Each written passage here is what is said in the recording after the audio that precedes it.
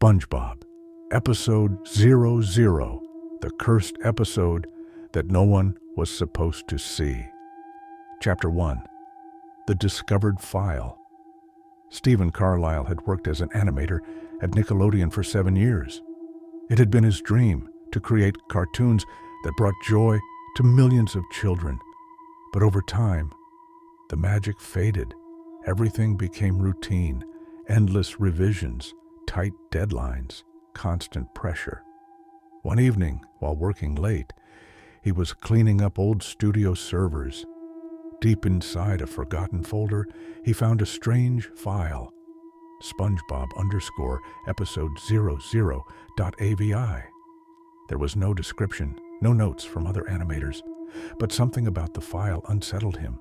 The creation date read December 5th, 2004. Stephen froze. That was the day Richard Davis, one of the studio's early animators, had mysteriously disappeared. He had left his desk for a coffee break and was never seen again.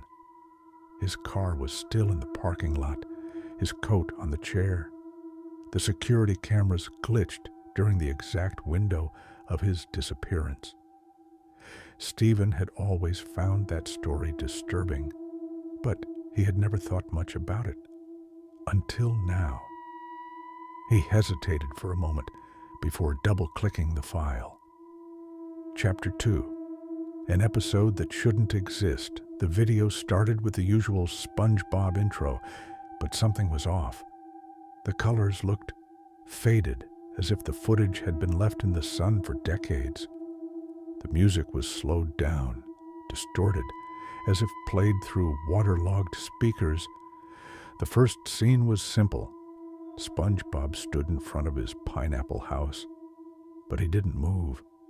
No blinking, no bouncing, just standing. The ocean background remained completely still. No jellyfish, no waves, just silence. Stephen frowned and checked the video's timestamp.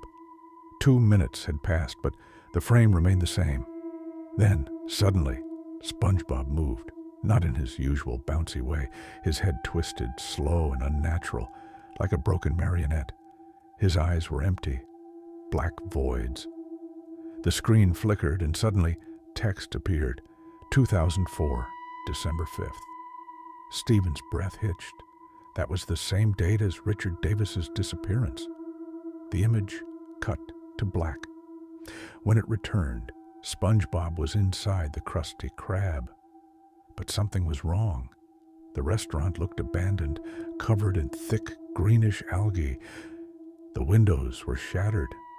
Faint whispering sounds echoed in the background, layered over what sounded like breathing.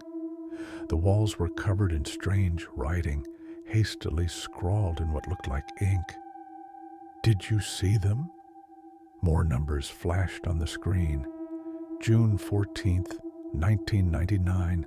Stephen's stomach dropped. That was the date of Derek Hanson's death, one of the original SpongeBob animators.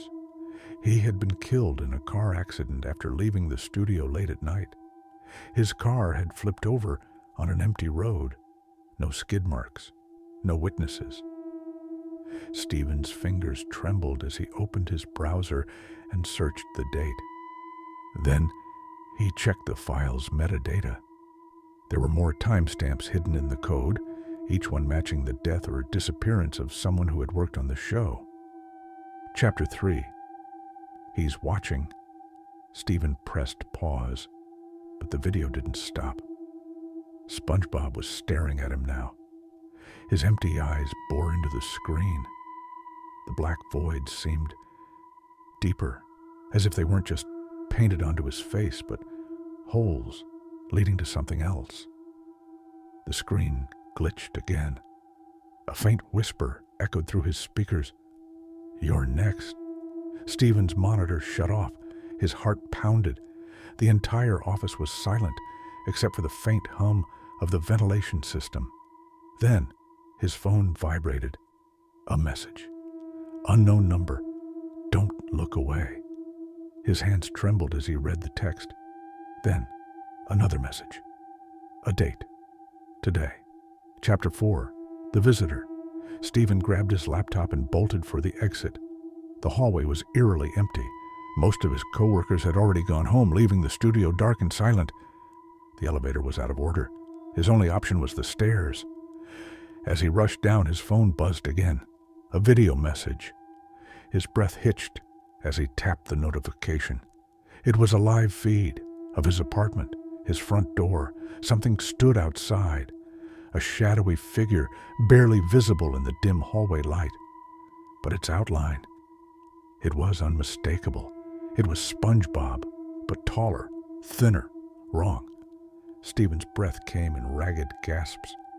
He turned and sprinted toward his car, fumbling for his keys. As he pulled out of the parking lot, his phone vibrated once more. Another text. Unknown number. You can't run. He threw his phone onto the passenger seat and sped home. But deep down, he knew he wasn't going home alone. Chapter 5. The Last Recording. The next morning, Stephen didn't show up for work. His co-workers assumed he had overslept.